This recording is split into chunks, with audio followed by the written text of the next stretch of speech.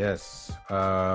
What's up, everybody? Once again, we're Unapologetically Human. I am Marcus. I am Mandy.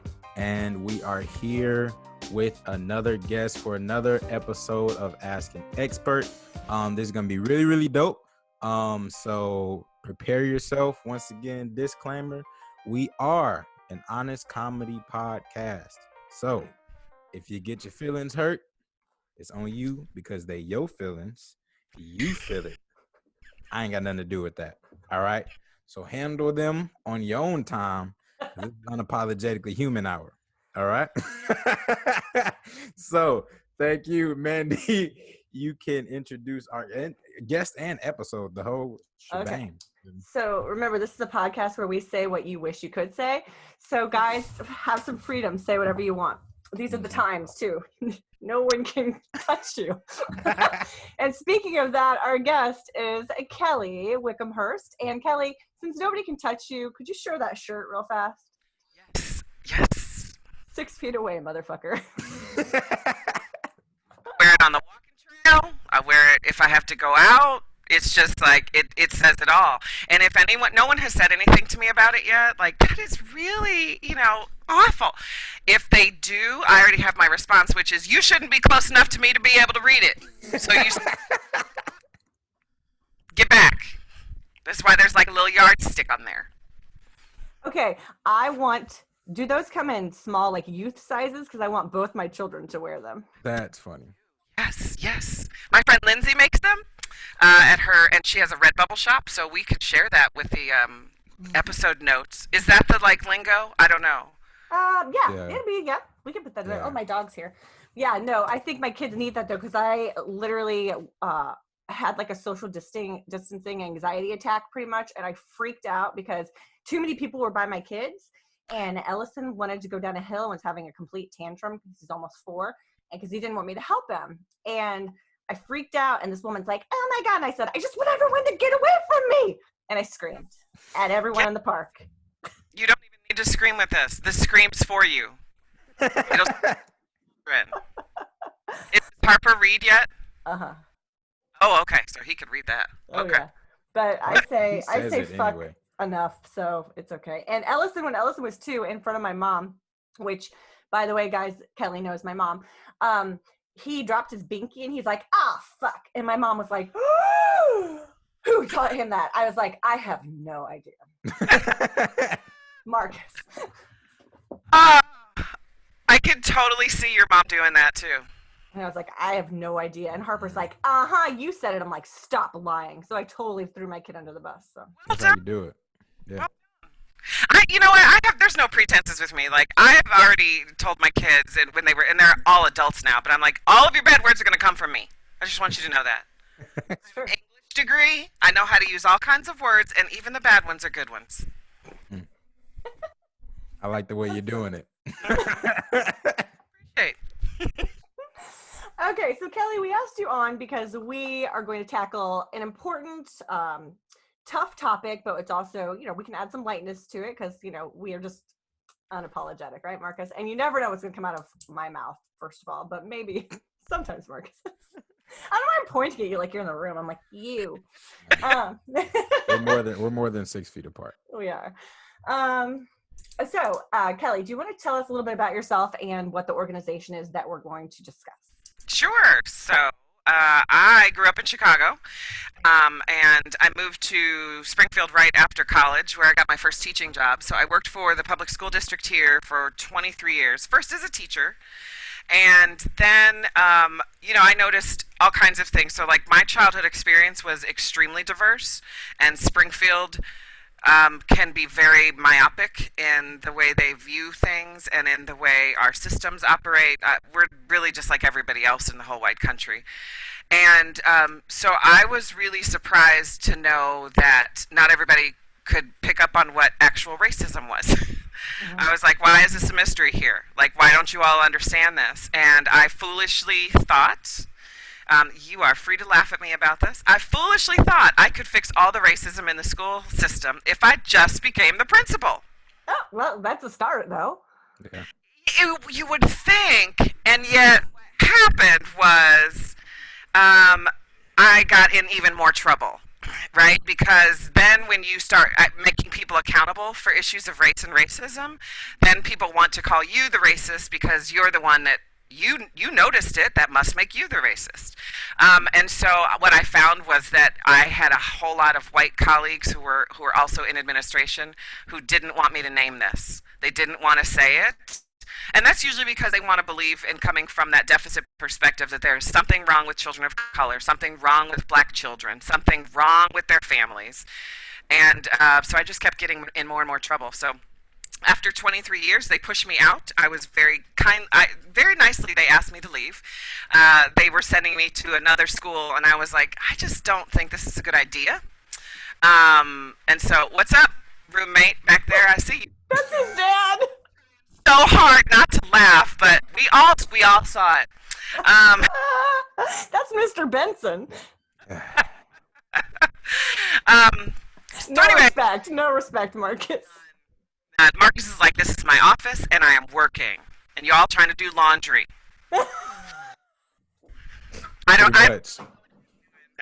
know. It's just a guess.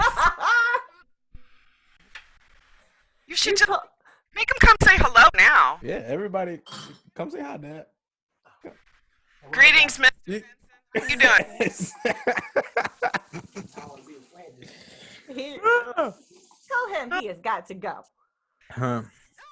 The most human thing we can do is actually like do this work and then live our lives. Indeed. And then like, and if this time at home has taught us nothing, it has taught us that we have our lives to actually keep doing while we're doing this work, and while we're educating children, and while we're providing childcare, right? While we're trying to do all of these things. I know. And you know what, Mandy? I'm going to tell you from this expert, you're doing fine. It doesn't matter what, I don't even know what you're doing. You're doing great. Good job. Are you keeping them fed? Are they sleeping? Are they playing? Well done, right? So, like, I keep wanting to tell parents, like, stop measuring yourself against what a school standard is, because those standards are made up in the first place. Oh. Well, his school is giving an overwhelming amount of homework every day, and then I saw other things that, like, I was like, oh my God, I haven't been putting him on that website, I haven't been putting him on this one. And Harper's having like he's very emotional, but he's been having like emotional breakdowns, and like even freaked Ellison out today with the amount of crying he was doing because he had to do his homework. And I'm like, this kid's killing me. So here's what I'm going to say. Like, when we think about the developmental stages that they're at, and how old is Harper now? 7. He's 7. Oh my gosh, and I remember when he was born. Baby. When your mom came next door and she was like, "I'm a grandma!" It was, and like emotionally, wherever he is, developmentally, wherever he is, he needs to be right there, because what our children are picking up is also some trauma from this particular time in their lives, in this historic time. And so, like, just say no to all of that stuff. Just say no, especially if it's excessive, if it's bothering his growth and what he's supposed to be learning. Just like be like, no, don't worry about it, dude. We're gonna do just a couple things, and then that's it. And let's go play, and let's go outside. Now I feel like a bad mom. No, you're not a bad mom. You're a great mom. But you know what I think is that what systems and institutions convince us that they have the right way to do it, and that there's only one way to do it, right? And so I think most systems that I've grown up in, so in Chicago I grew up with this, as I was saying, very multicultural experience. I went to Catholic school during the day. We went to the Jewish Community Center after school because that's our friends went to the Jewish day school. And my assumption was everyone is like this. And I moved to Springfield. I'm like, oh, this is very different. Not only is the school system very different, but it also does not allow for children from multiple different cultures to be able to bring their full selves to school. So when I left absolutely pissed off. I was pissed off at the district because they were mad about stupid shit. And they were mad about things that what I was trying to do was protect black children. Like, that was consistently my role. And is everybody going to see this? So, like, they'll see a picture of me? I'm just wondering for the next thing I'm going to say. Okay. Yeah. So the thing is, I'm a mixed race, light skinned black woman, and I understand race to be a construction, right? We made it up. Every state in the United States even got to determine at some point in time, historically, what percentage makes you black, right? Mm-hmm. And, we have the whole like one drop makes you, which I don't even know what that means. Like, nobody's ever been able to explain the drop. Like, where's the drop come from? What's the percentage of the drop? And, right, like we have this historic way in the United States to determine what people are based on some arbitrary rules. And so my dad's black, he's from New Orleans. My mom's white, she's from South Dakota. And I grew up in this very multicultural way where I understood my blackness, and I also understood like where I fit with that community. And here's the and part, and I understand very clearly my role as a light-skinned black woman. I understand that there are rooms I can go into, and there are things that I can say that cannot be heard by white people, yeah, who look at someone and go, yeah, I just can't, this is not really jarring with me. And I understand that part of my work is like, what's the duty that I have here? So I'm just going to tell you all in the most crude terms, because this is a funny show. That most of the schools that I worked in, and most of the places where I was either a teacher or an administrator, is that they thought to themselves they got themselves a house Negro, and then I show up and they realize I got solidarity with the field. And that did not go over well with anyone, with everyone. So they were expecting like a dark because in many ways, absolutely, right. And then I would show up and they'd be like, oh, she's going to be on our side, right? And then I'd be like, yeah, I'm not going to be on your side. Like, I understand this construction, I understand the politics, I understand the economics, I understand the history. I am not here to provide cover for you. Right. And you say that again. He's laughing that was so a fire. hard. That was fire. I'm writing that down. That was fantastic. Marcus, why are you laughing? Because Marcus recognizes it, don't you? Like, yeah, you can see this happening, right? Like, and in many ways, I felt kind of like a spy, but I think that they hired me so that they could say, listen, we've got a black administrator here, mm-hmm, right? And they thought I was going to be their house Negro. And I was going to be this person who was going to be okay with everything that they had to say. And then they come to find out I've got solidarity with the field. I am in this role to protect my brothers and sisters. I am in this role to protect children. And so they did not even know what to do with me. I think it just confused the shit out of them. That's fire. It's really funny. You know, I feel like it says a lot about the history of this country. I feel like it says a lot about the construction of race and the ways in which we've managed to, like, it doesn't matter if I am a mixed race black woman, like, it doesn't matter. I still get caught up in it too, right? I still get caught up in issues of like swimming in the white supremacy in this country and swimming through like all of the ways that it shaped me, right? Like my whole experience as a child was, if I was with my dad, the number of white women who came up to me to ask me if I was okay, and asked me if I was kidnapped, and asked me if I needed help, that shaped me too, and not necessarily in good ways, right? So Jason has been in, I remember very clearly, you're in Macy's, and Harper was probably 2.5 maybe. And I was trying to do something and focus, that needed me to be a person and not just a parent. And so I said, Jason, take Harper for a second. He starts kicking and screaming and freaking out and saying, I want mommy. The security guard goes to the door, stands there. Another woman stops what she's doing, shopping, and goes up to him and she's like, where's his mother? And I, being a big mouth I am, looked over there and I said, excuse me, what did she just say? And I'm screaming through Macy's, and I'm already pissed off because I'm dealing with some woman. And she's like, huh? And I was like, I'm his mother. What question are we having right now? And then she's like, oh, and then she tries to give him like those Swedish fish, which number one, he's gonna fucking choke, and I don't take food from strangers. No. Nobody likes Swedish fish. No, but she's trying to be like, oh, but I'm just, but he was pretty much accused of kidnapping, and the security guard wasn't gonna let him leave the building. Yep. He's been asked, are you their foster dad? Are you their babysitter? A lady at Schnucks asked me if I was their babysitter. Yes, I'm buying toilet paper and yelling at them and saying they're driving me nuts, but I'm their babysitter. Shut up. You know, it's, you know, I don't get it as much, but Jason seems to, and it's so stupid. I'm like, come on, guys. Like, it's not your business, first of all. If he really seemed like he was being beaten or hurt or whatever, okay, sure, come and talk to us. But none of which is happening. We're literally shopping for toilet paper. Well, not anymore, but, you know, we were. Right. But all of that, right, because no one has toilet paper now. All of that is still shaping him, right? It's shaping you. It's shaping your family. And so, talk about the ways that we get shaped, because that actually informed how I did all of my work.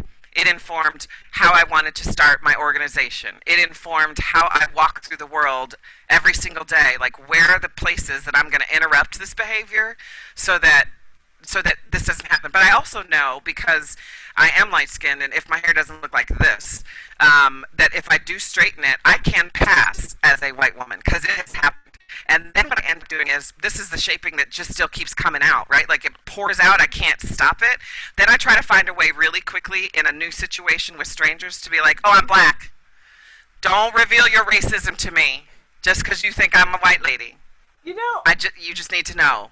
That's funny, because I almost feel like that with my kids. Like, I have black kids. Like, you know, like, I don't belong with you is what I feel like when I'm with white people a lot of times. Not like my closest friends, but I'll be like, I am not on your side.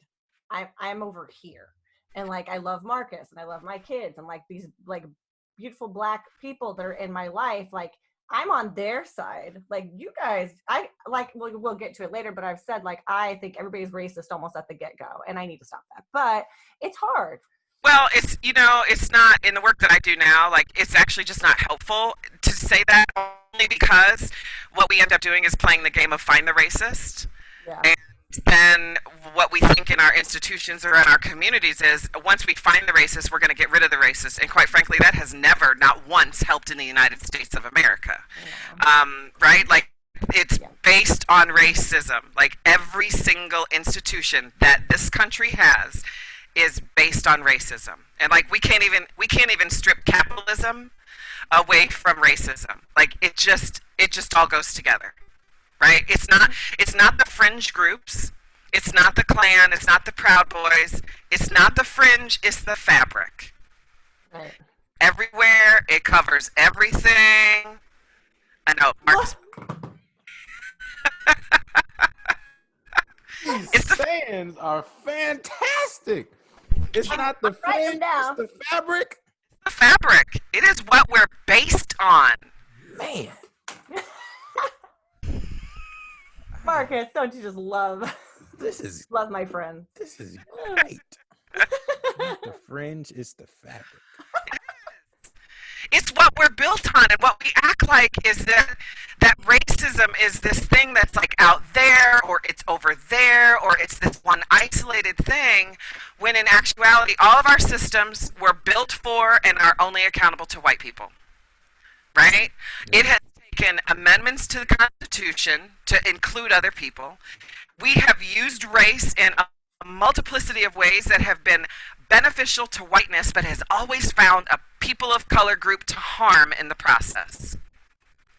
It is like our school systems. You know, one of the reasons why I went into this is because my father went to schools in New Orleans, all black schools, and he was 17 while they were fighting Brown versus Board of Education. So my grandmother very wisely said, you're not going to finish school because they're going to close your school. Because we had black schools at the time. We had Mexican schools. We had Chinese schools. We had all kinds of ethnic group schools. And Brown versus Board closed all of them and put everyone into the white school system. So we are still operating in white school systems with white dominant cultural values that do not allow for children of color, children of the global majority, to be who they are. They can't show up as themselves. They can't see themselves in books. They don't see themselves as the hero. They're not in history, right? We just take like Black History Month and go, here's your thing. And by the way, we're going to teach the same thing. Listen, God bless Rosa Parks. She's amazing at what she did, right? And she wasn't just a tired old black woman. She was organized, right? She was organized into this work. This was not an accident. Exactly.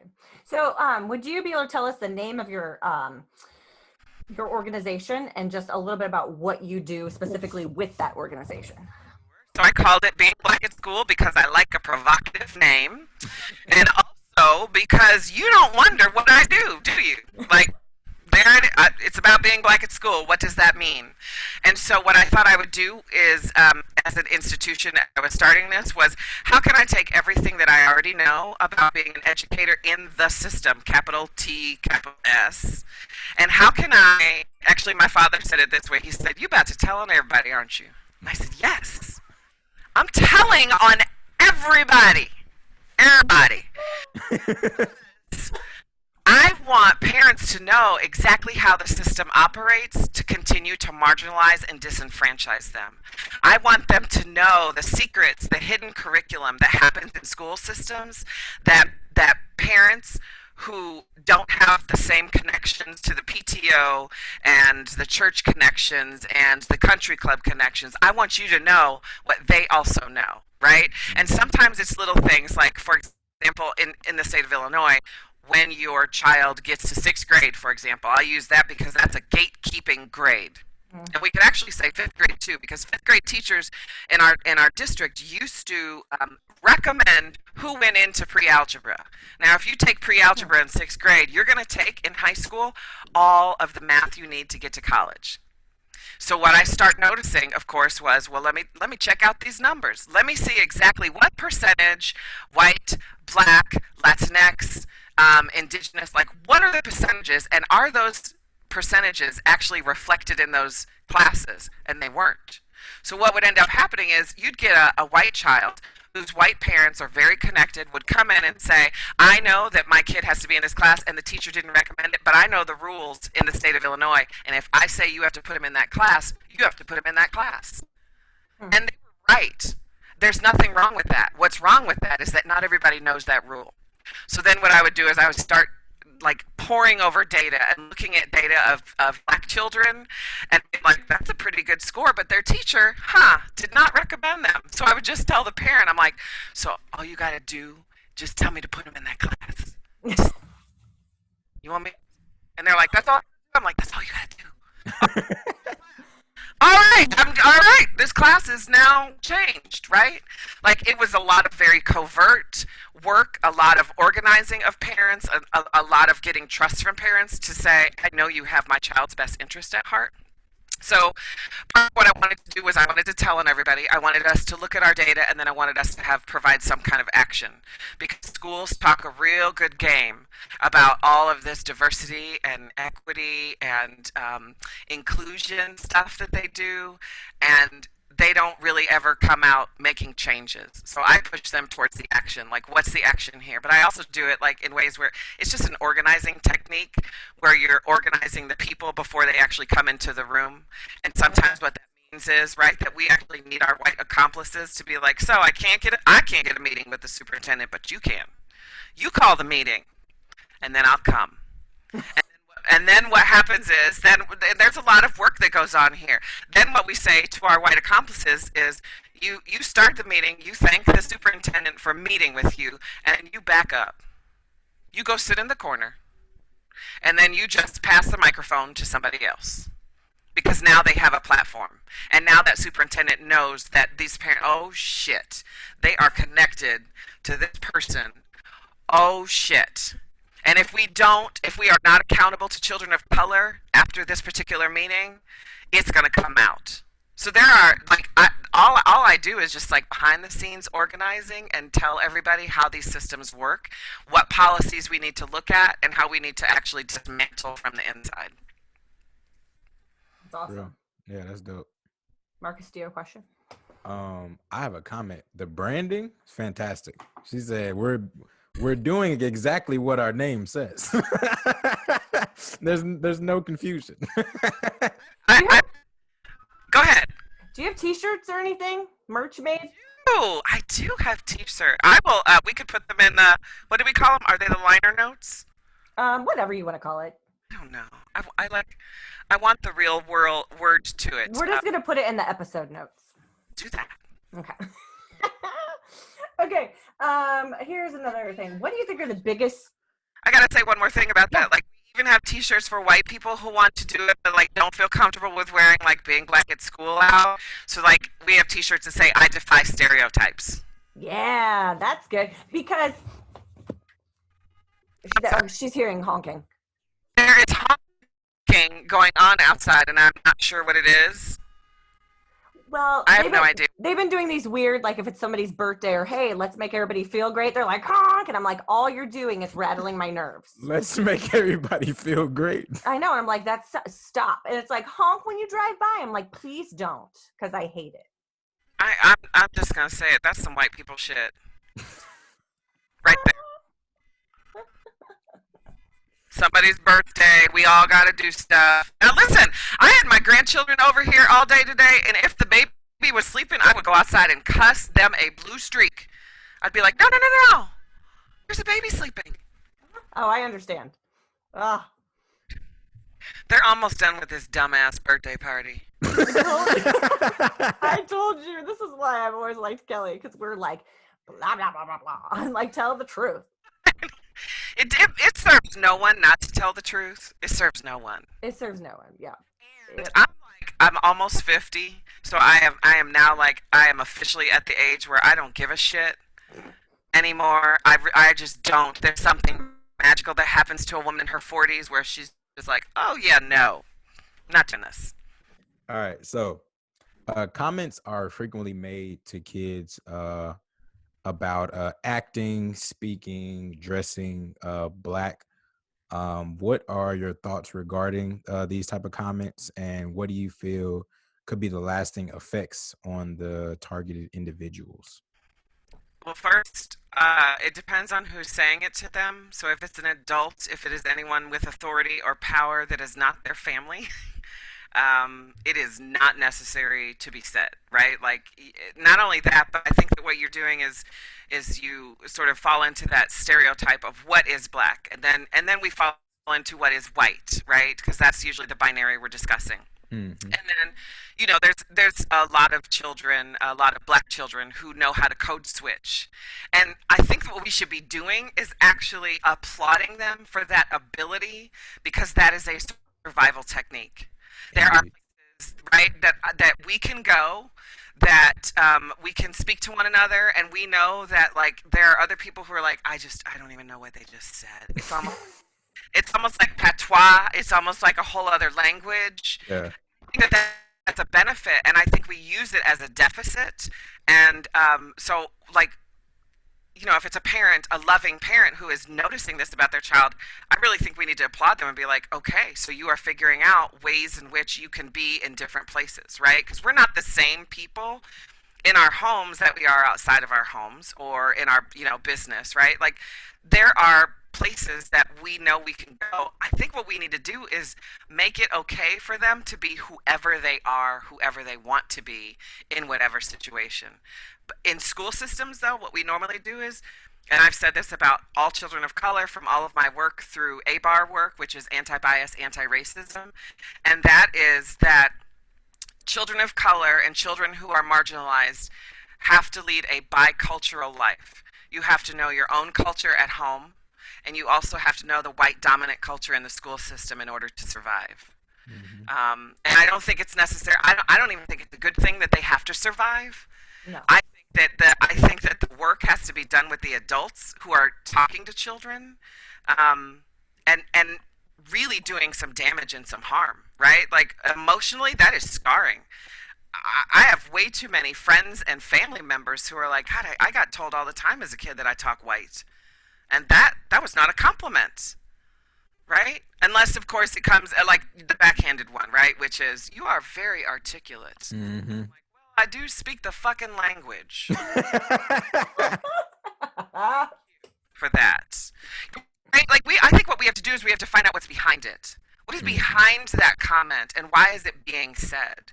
But I also think that we need to affirm Black children that they are loved, that there's nothing wrong with them, that their language, their lifestyle, their ways of being, there's nothing wrong with it, and that needs to be celebrated in school systems and not admonished.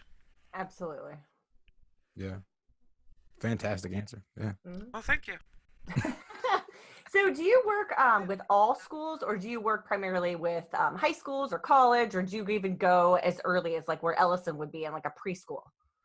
Oh, I do all of it. P through 12. And you know what? I'll recommend a couple of books to you, Mandy, so that you can have them. But wait, I have it. I don't always have it, but I'm rereading Anti-Bias Education for Young Children and Ourselves. It is by Louise Derman Sparks. There's actually 3 authors, Julie Olson Edwards, and then this edition has Catherine M. Goins. And so anti-bias education actually starts in preschool.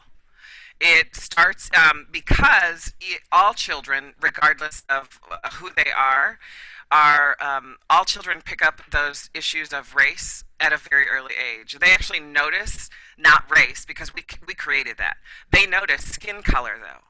They notice when people look like them or they don't, and babies do this by 18 months old, right? So if you're an Asian child, like if you're a Korean child, and you see your first white person, like babies have a physical reaction to that. Developmentally, that's actually appropriate. They're just like, oh, this is new. I just have never seen this before. And it goes all the way through college. Like, this is actually for children and ourselves. It's all about, there's 4 goals to it, but it's all about, like, paying attention to diversity, like what it is. How are our children becoming who they are and really proud of who they are? And by the way, we got to be really careful with white children because right? Like, having a sense of pride in being white is like, it's not whiteness. I know, right? Like, there's yes. You have to be very careful because they're the ones consistently getting the messages that they're everywhere. They're wanted, they're welcome, they belong. If I go to the grocery store and somebody's eating an apple, I could see a picture of somebody who looks like me, right? Like, white children can see themselves all the time. And so it's about, like, having that confident, like, self, who you are, but it's also about noticing difference. It's also about being able to critically think about when this is actually unfair and then taking the action. Like, how do you stand up when you see an injustice happening? And children as young as preschool are able to see that. Right. Of course they are, right? Like, preschoolers know when things are not fair. How come she gets the truck and I don't get the truck right now? That's not fair. But they also notice when it's not fair when they're like, how come all the pictures in our classroom are white, but our classroom doesn't look like that? Right. And you know, up too. One thing that's kind of interesting to me, like from my perspective of being a parent, a white parent first to Black kids, well, there's 2 things. First, when you said that, like, you know, like the Korean kid sees a white person, I'm like, well, my kids saw me first, so they're probably like, who's this Black person? Which is funny. But the other thing, I started talking to Harper, I think, earlier on because the social worker at the time was like, hey, have you talked to Harper about adoption? And that was when he was 2. And I was like, and then I felt like I was just going to freak out because I was like, but I'm his mom. And I got over that. And we talk about, you know, they're beautiful Black boys and, you know, the families are different and that's what makes us special and blah, blah, blah. But the way I had to talk about it, I started with Harper, is I would say, you know, what color is Marcus's shirt? Okay, so Marcus, I know it's maroon, but we're going to say it's red, okay?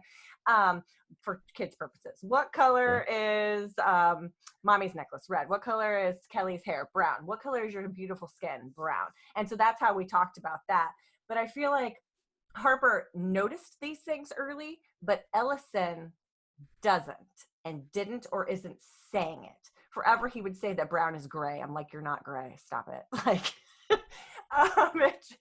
Marcus, shut up. Sounds like being colorblind. Is No, what that sounds like. It sounds like somebody needs some lotion. It just sounds ashy. No, he's Larry. lubricated. He's lubricated. But if I'm nothing else, I'm a big freak. I'm like, you look ashy. You're not gonna look like you have a white mom.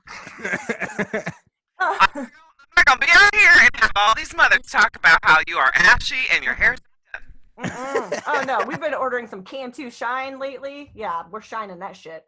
Yeah. Because he's looking crazy right now. But I feel like Harper's just very sensitive in general to everything. But maybe it's because Ellison came second and he has both of us, white and black, so we didn't make it such a big deal to him. I don't know. It's second child syndrome too. But yeah, Ellison sees himself in his brother. So, yeah. So he just. You know, the thing is, we're like not even the same parents to all of our children, right? So yeah. The parent that you were to Harper, by the time Ellison came along, you were like, I know how to do this. I know to expect this particular thing. So you already started parenting him differently. Yeah. You did that first child. Everyone does it, right? Like everyone is. You're just not the same. Which is why you can have people in a family that are like, okay, like our parents. Who are you talking about?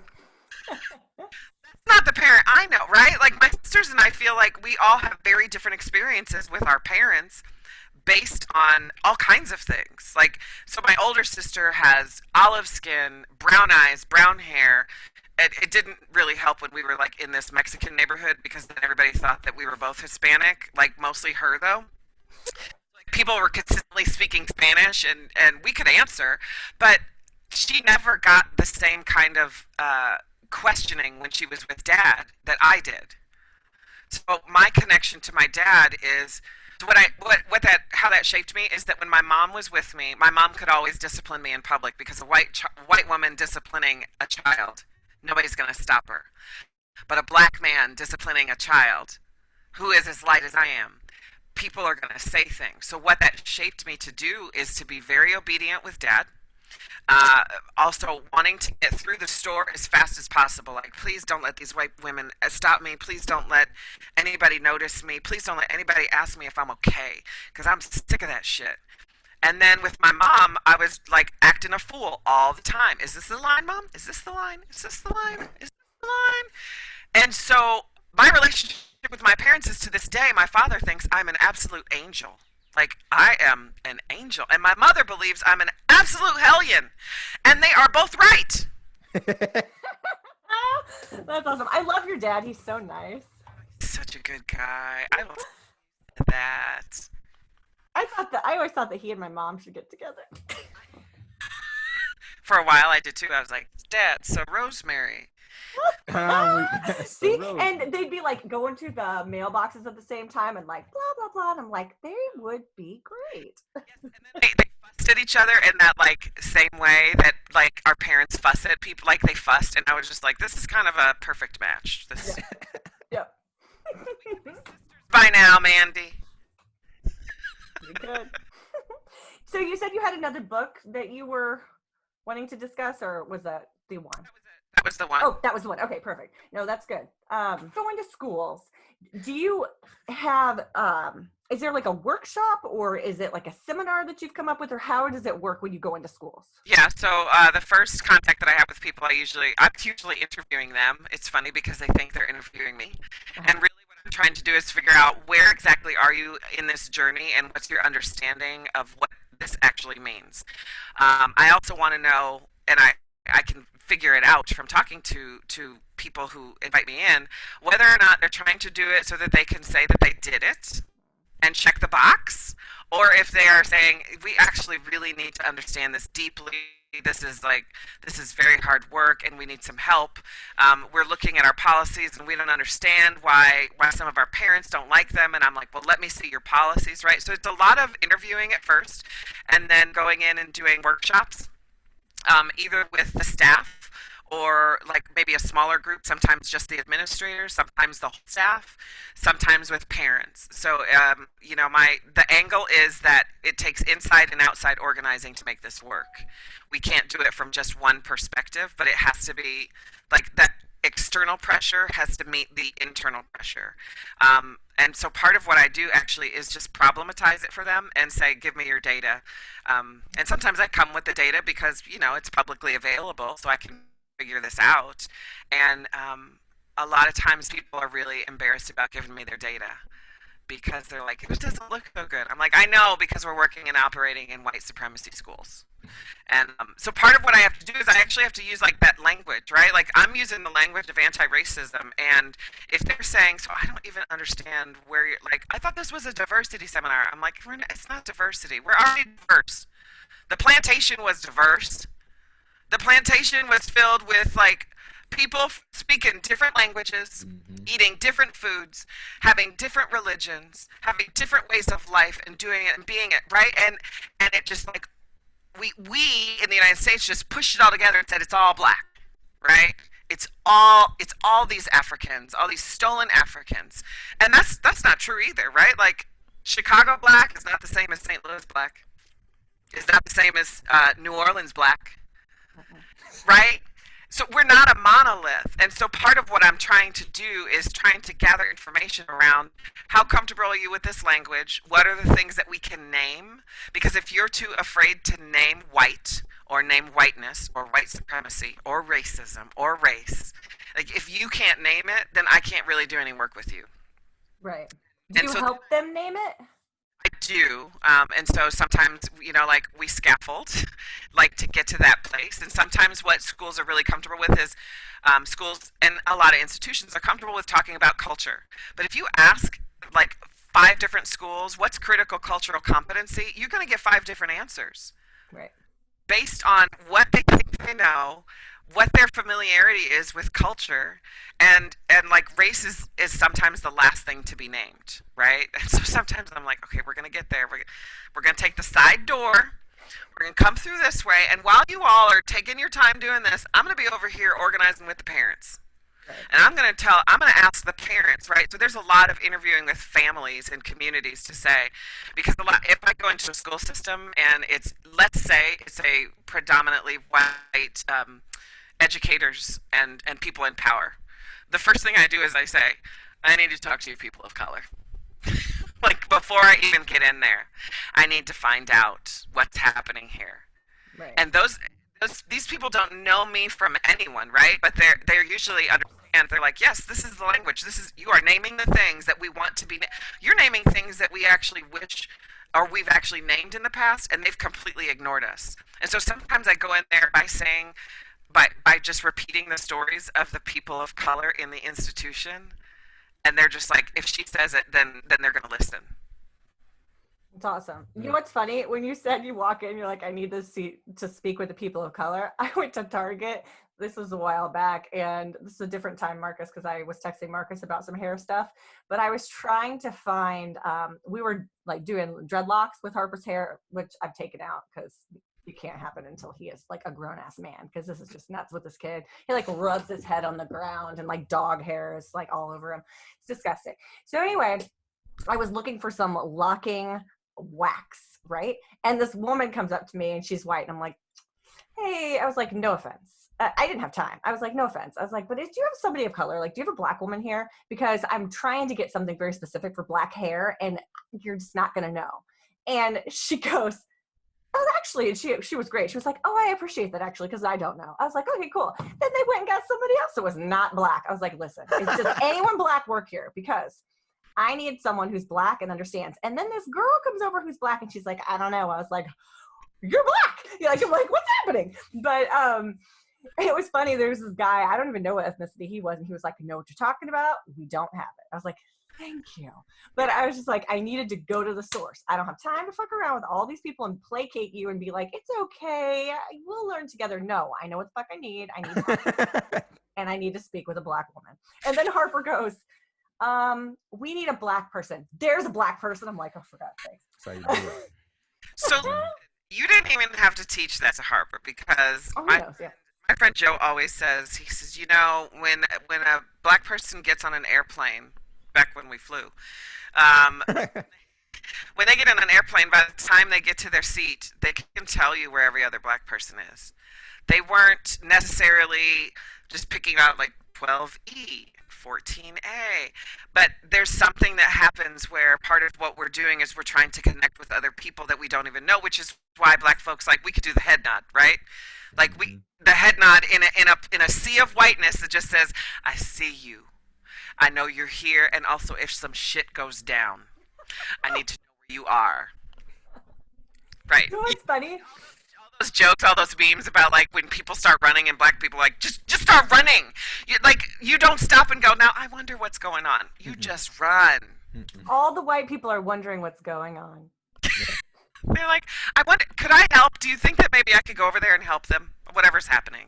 And all you see is I'll grab the white card on that. You see a dust figure of the black person that just ran like a cartoon.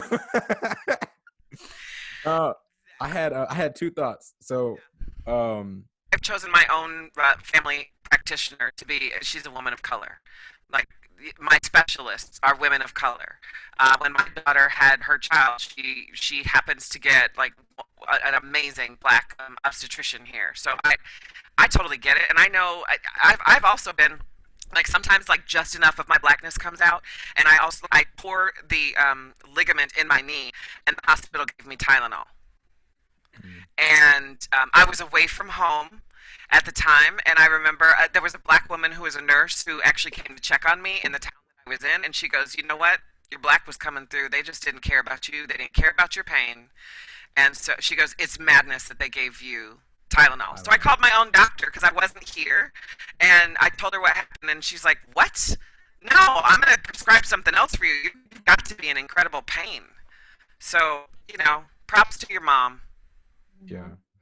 I actually have a situation where Harper, he had eczema. Well, he still does, but he had it really bad when he was a baby. So I looked for a black dermatologist. I wanted to take him straight to a black doctor, right? It completely backfired on me. It was really early on.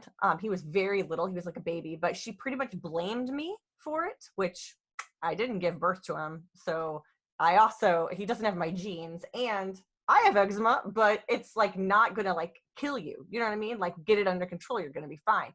She gave me a pamphlet, Caring for Skin of Color, and like threw it at me pretty much.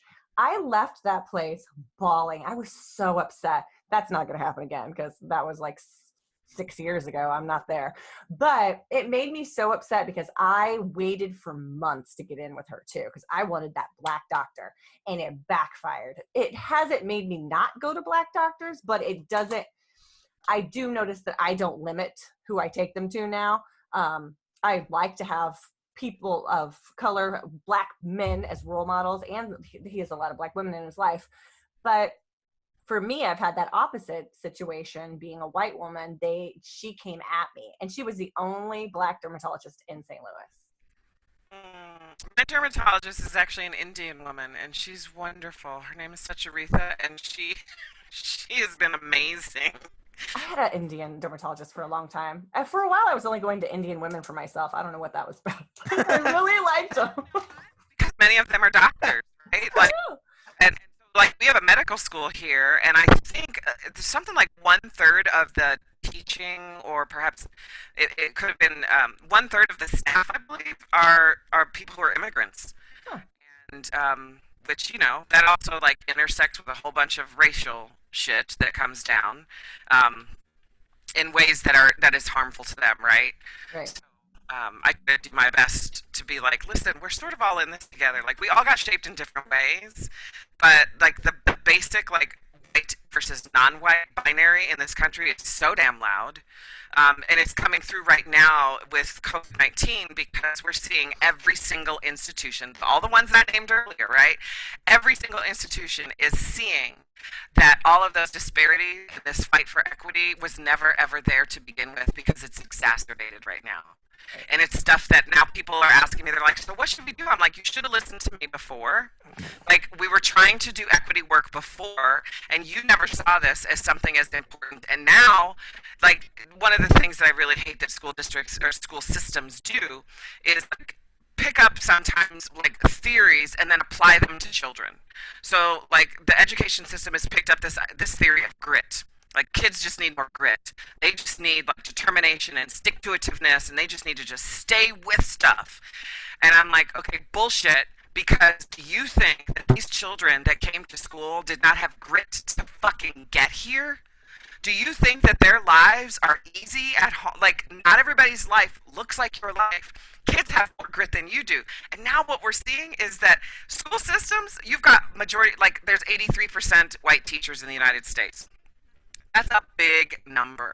And now what we're hearing from them, not as a whole, right, but like a very loud piece of what's happening in the time of COVID is that they're going, I just can't deal with it. This is too hard. How am I supposed to? And part of me wants to be like, well, I think maybe you just need a little grit. Like maybe a little grit. But then the other part of me says, you know what, that's actually not helpful either because this is just fucking traumatic. We are dealing with global trauma to every single system, and we've got to figure out how to get through this. Like, it's not when we go back, but how. Yeah. Care of each other. How many parents, like, I've heard from many, many parents of black children who are like, you know what? I'm actually doing a better job than the school was. I'm not going to send my kid back. I'm actually like teaching my child history of our history. Like, I'm not picking up these predominantly white girl-centric history books. I'm letting them see themselves. I'm telling them stories about themselves. I'm letting them experience, science fiction with themselves. Mm-hmm. And so I think it's going to be kind of a wake-up call. Maybe it already is, but I think school systems really need to consider how they're going to go back to this. Because we have a lot of hurt people. Yeah. Go ahead, Marcus. Okay.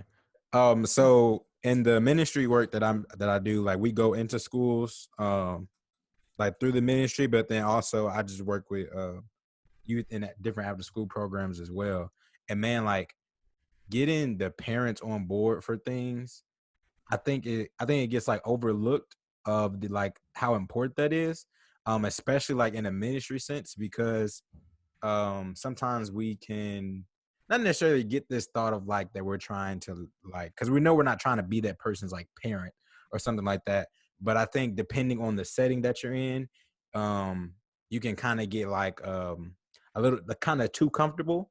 And so we don't always include that parent in there. So then you kind of create that battle when you don't include the parent in what you're doing. And I was just in a program called DeVos, and that was like one of the big things that they were talking to us about. It was like, yo, like you have to include the parent, and not just include them, but like they have to be like literally like on your, like not even necessarily on your team, because that makes it seem like a shifting of like well, I think you're naming power here, right? Yeah. Like, teams, like just the setup of a team means that I'm against you. Yeah. So what I'm hearing you say, and what I often experience in schools, is that what we actually don't do is give parents enough credit or be accountable to them, right? Mm-hmm. Like, we think that they have to get on board with us. When in actuality, we're actually partners in this work. And what does this work look like when we partner together? Which means that what I'm going to do as the educator for you, Marcus, is I'm just going to be like, Marcus, what is important to you? Like how is this education or this thing that we're doing together? Like how can I partner and bolster the things that you've been doing? And we just don't operate like that in school systems. Yeah. We operate from a patriarchal, like I can't even with that. Like just all of it is just about power. Mm-hmm. It's about like getting people to obey. And I'm not about like having people obey my rules, right? When I was a classroom teacher, I'd be like, so how do you all want to learn? Right? How do you want to learn? Well, I want to learn. Okay, excellent. And what's that going to mean for us? Like, how does that look in this room when we're together? Well, let's not cut each other off. And I'm like, excellent. You just made a rule. So we're not going to interrupt one another, right? And you know what? What happens when you let children do that, when you let students do that, they hold each other accountable because they can say, hey, excuse me, we said we weren't going to do this. So you have got to right? So this is not my rule. This is how you said you wanted to learn, which, by the way, is the same way I go into rooms with adults. I'm like, how do you want to do this? Yeah. How do you want to do this, right? And then when they respond back to you, you've basically operationalized how the conversation is going to work and how we're going to hold one another accountable in that situation. Do you all, like with that being said, do you all include kids, like do y'all provide them like a seat at the table like during these like type of conversations? Yeah, as a matter of fact, the table's not complete without the kids. Yeah. Right? And so here's the thing. So students are able to tell you everything. Once you have gained their trust, they will like I can walk into a school and not know any of these children and I'll be like, so tell me what's going on in this school. Yeah. Be like, oh, all right, and then I come out with like, right, I don't necessarily tell the stories the same way back to the administrators or the school staff, but I definitely say, listen, there's an issue of trust here. Your students do not feel trusted, and what they are bringing to the table is that this particular issue has to be addressed, and how we're going to do that is going to depend largely on how you want to have a relationship with these children, right? Right. They tell you everything, and they should be, because they should be in charge of their own like education in that way, right? Yeah. That's true. Hey, I wanted to move, if you don't mind. One thing that I feel like um, needs to be addressed more is educating white parents of white children so that they can educate their children to be advocates to stand alongside the Black children. Because a lot of times, say there's a situation and the white child, if they abandon the Black child, well, this person got away, but guess what? The Black kid's going to get in trouble. Even Yeah. if they're standing together sometimes. So I feel like this person needs to be this person's advocate. Yep. There's another book by the same author that I shared with you earlier, and her book is called "What If All the Children Are White?" What if all the kids are white? Like, what do you do in white school systems where everyone's white and they don't see anyone else? Like, how do we actually help those children to see what diversity is? Like, they need just as much of this work, right? If they're in an all-white population, all-white community with teachers who look just like them, and then teach them only stuff of who looks like them, they're in for a rude awakening once they get outside of that community. So really, a lot of times people will sometimes ask, and they'll be like, so we think that you need to come to our community. I'm like, okay, first of all, that's not my work. Like, that is work for white people to figure out how we're actually going to do this work. How do we become multicultural when what we did was we put ourselves in this community on purpose, right? And it might be, you can come up with a million reasons as to why you did it, right? And I have heard them all. Well, they had a good school system. All right, how do you get a good school system? And why do we have a good or a bad school system in this country? Right. Like, we haven't even decided that we want a good school system for everyone. Like, I want to live in a community, in a society where everybody is taught. Where everybody, right, like, where giftedness is not just this very predominantly white way of thinking about what's gifted. You know what's gifted? Like, musicians. That's a gift that not everybody has. How are we monitoring that? How are we actually looking at that and valuing it in our systems? Right. So I think white parents have a lot of work to do. I think there's actually a whole bunch out there for white parents. I think Robin DiAngelo's doing her work, Debbie Irving, Waking Up White. I don't think there's any shortage right now of anyone who's doing this kind of work, who's coming from that framework and says, you know what we have to talk about? We have to talk about how we became white. We have to talk about what whiteness is. I think there's another great book by Noel Ignatieff, who wrote How the Irish Became White. And one of the things talked about in that is that, because there were a lot of people who actually understood that being white was going to be in this country, they understood that whiteness was what they were going to go for, right? So we had our first Immigration and Naturalization Act in 1790, and that said who could be a citizen. And what that document said is that who could be a citizen are free white people of good and moral character, not white men, free white people. And so a lot of times what happens, especially with white women, is white women oftentimes in this conversation want to distance themselves from white men and be like, but see, this is a white man problem. And I would be like, do you think that white women didn't inherit property? And do you think that property also didn't include human beings and stolen land? And like, there's all kinds of ways that we have to dig into, that white people have to dig into. What does it mean to be white? How did I become white? Because what Noel says in his book, and he actually recently just died. He has one of the best, side note, one of the best obituaries I have ever read in the LA Times that actually talked about his really important work on a deep level and wasn't just like running through, here's what this man, like, it was really important. But That's awesome. He said when the Irish became white, they ceased being green. And what he meant by that is that this idea of whiteness harms white people too. It misshapes them too, because in order to be white, you have to give up all kinds of culture. You have to give up a language. You have to give up the food and the religion and the ways of being, all those things I named earlier, to be this nebulous, like, white. that what does that actually mean? Mm-hmm. Right? Like it misshapes white people too. So I think that there's a lot of work that they can be doing, and I could give you like gobs and gobs of resources for that later. That's awesome. Yeah, any resources you want to send later, we'll include those so that listeners can delve more into this topic. Sure. Yeah. So anything else you want to say about your organization before we cover one more thing about you, ma'am? Ooh, okay. So what I'll say about my organization is the work is as important as it ever is, and that I have long wanted to dismantle systems, and I think we might have a chance right now. So it would be great if we could all sort of dream together about what an actual diverse, anti-racist school system might look like. I think that we're at the dreaming stage, and there are people who are like, we have to actually just go back to status quo. And I'm like, that's a dangerous place to be. It wasn't working for everyone. We're seeing how it's not working for black children right now. We're seeing how disparate the outcomes are in all of these places. So, like, let's dream together because we got a chance now. Absolutely. And do you guys have, or you have a website, Facebook? Do you have all that? Yep, all of that. You can go to beingblackAtSchool.org.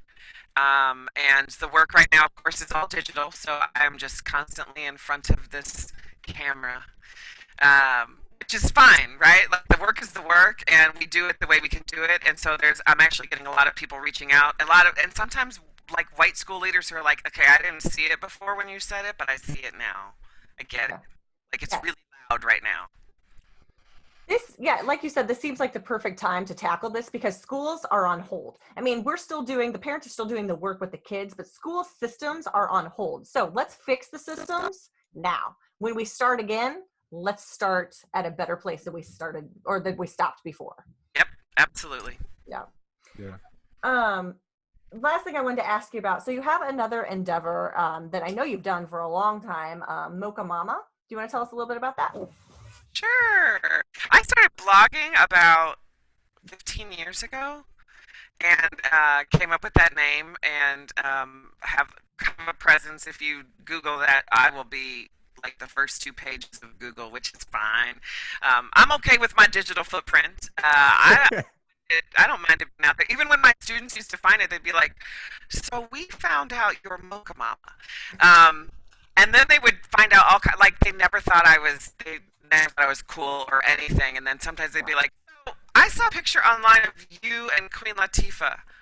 What is that about?" I'm like, "Oh yeah, I wrote this thing. So you're a writer?"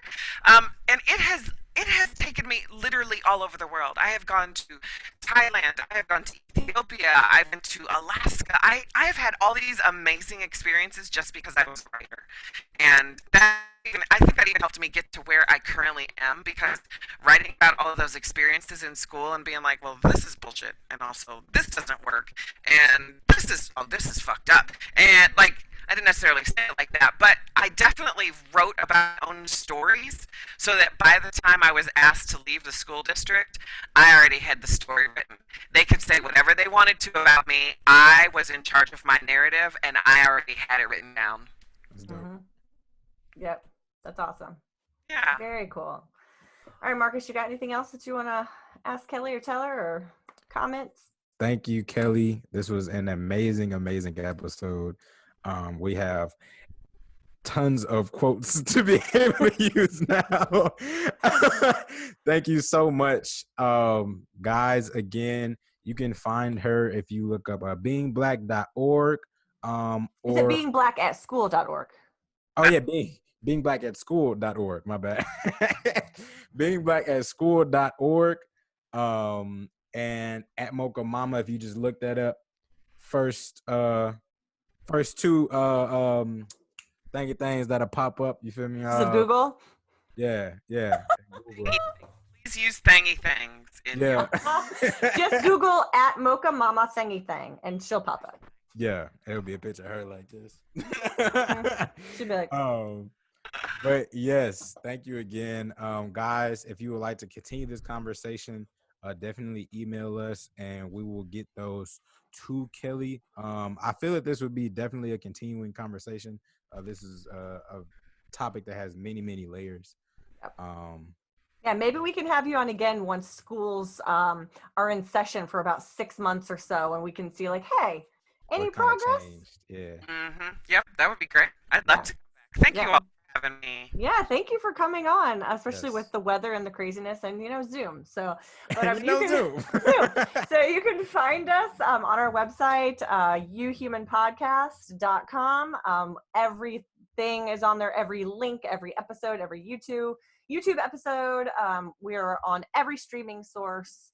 And what's our email, Marcus? Email youhumanpodcast@gmail.com. Because we keep it simple. The branding again is fantastic. We remind you every episode, it's the same thing. youhumanpodcast.com, YouHuman Podcast on all the socials, YouHuman Podcast, or it's actually Unapologetically Human on the streaming sources. But you get it. You're not stupid. You all are brilliant people. All right. You're beautiful, brilliant people in your homes with your beautiful faces, beautiful feet. Okay, all right. Make sure you're clipping your toenails. But yes, guys, go shop God the Father apparel and use discount code Marcus at checkout. All right, guys, he's real churchy with this shit, and I'm letting it fly. It's cool because I love him, but no one else. Real churchy here. Yes, we out here brand ambassadoring. He is. It's a brand ambassador now. So exciting. Anybody that wants to sponsor us, Unapologetically Human, feel free. God the Father, if you would like to sponsor Unapologetically Human, feel free. Actually, God the Father or your clothing brand? Both. Actually, I would like Jesus's approval with this. Jesus, my PayPal account. Make it happen. All right, guys. Thank you so much. Yes. Thank you. See you next time. All right. Bye. Bye.